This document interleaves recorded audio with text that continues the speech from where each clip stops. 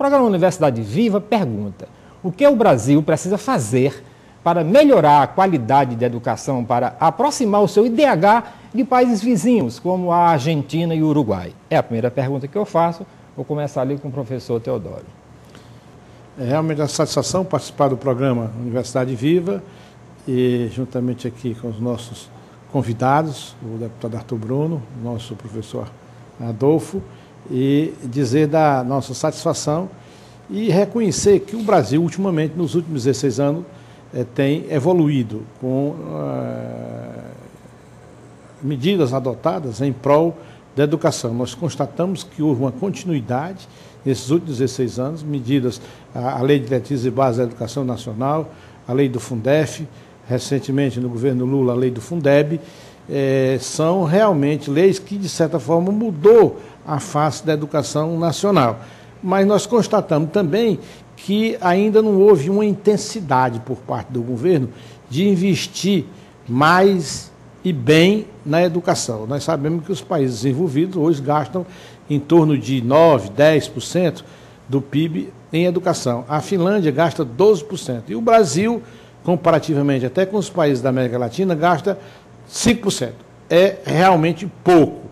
Apesar de toda a evolução, que a gente tem que reconhecer, houve uma evolução, mas é pouco. Então, nós deveríamos gastar mais e gastar bem na educação para que ela realmente possa. Nós, todos os dados, como você agora falou, as medidas, todos os testes que nós analisamos, sempre a gente nota que o Brasil está no meio do caminho.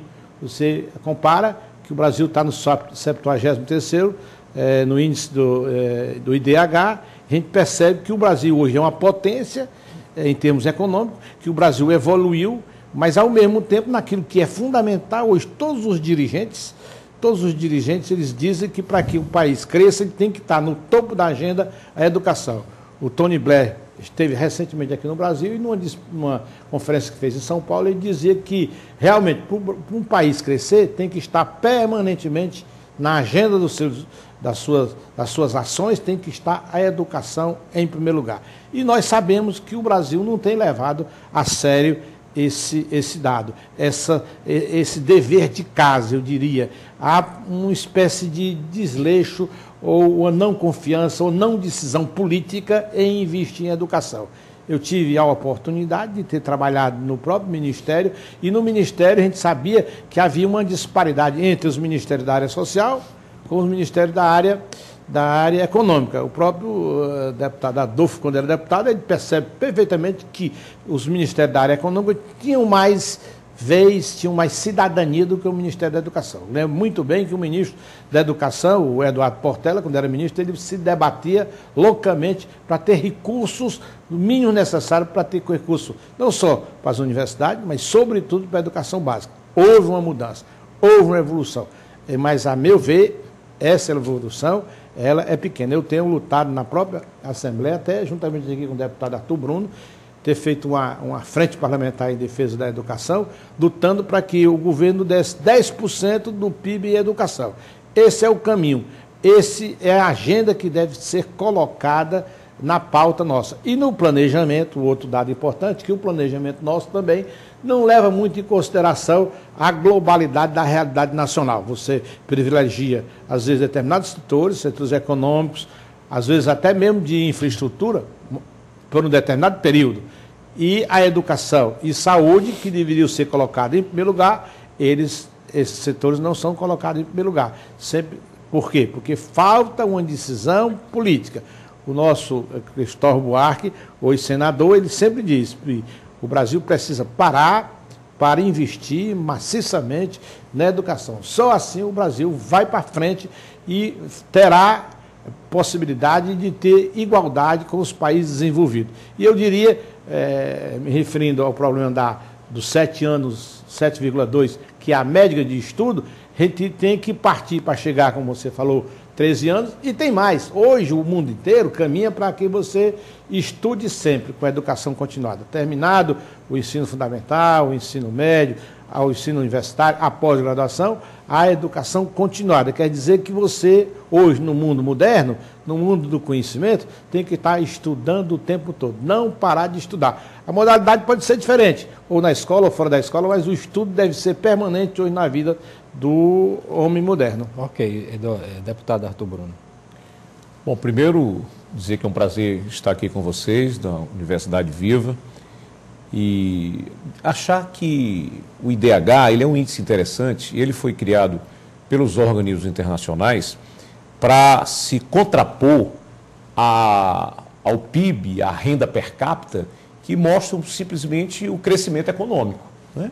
O IDH ele leva em consideração a expectativa de vida, portanto, relacionada à saúde, se as pessoas estão vendo mais ou menos, é porque tem mais ou menos saúde, leva em consideração a renda per capita, que aí é uma questão de crescimento econômico mesmo, média salarial, média de renda, apenas leva em consideração a questão econômica, e considera também esses dados relacionados à educação.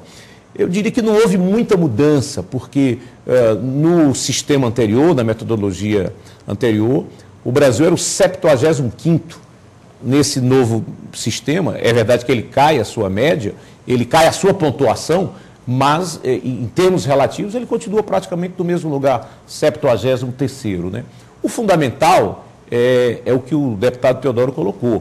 Quer dizer, se nós fizermos uma avaliação da educação nacional, nós vamos chegar à conclusão que esta educação, de uma maneira geral, ela não tem qualidade. Claro que há boas e honrosas exceções.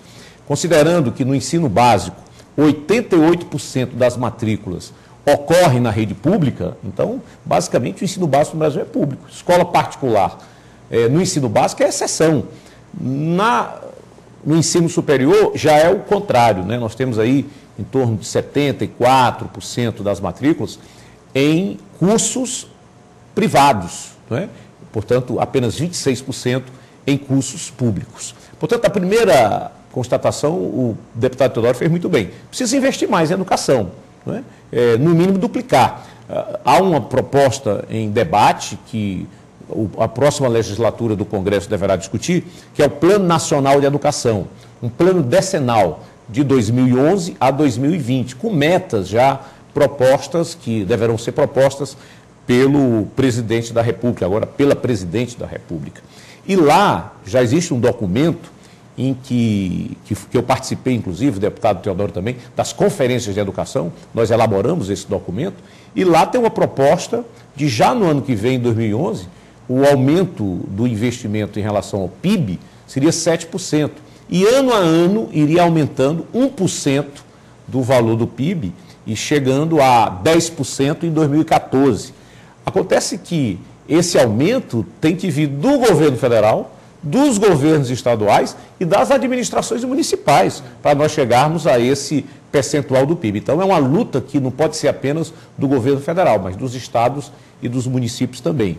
O segundo aspecto que eu considero importante é que há uma evasão muito grande, não é? É por isso que a média de estudos é 7 anos. Quer dizer, sequer as pessoas estão terminando o ensino fundamental, porque no Brasil o ensino fundamental tem 9 anos. Se as pessoas estão estudando em média 7 anos, sequer elas estão concluindo o ensino fundamental. Isso é muito grave.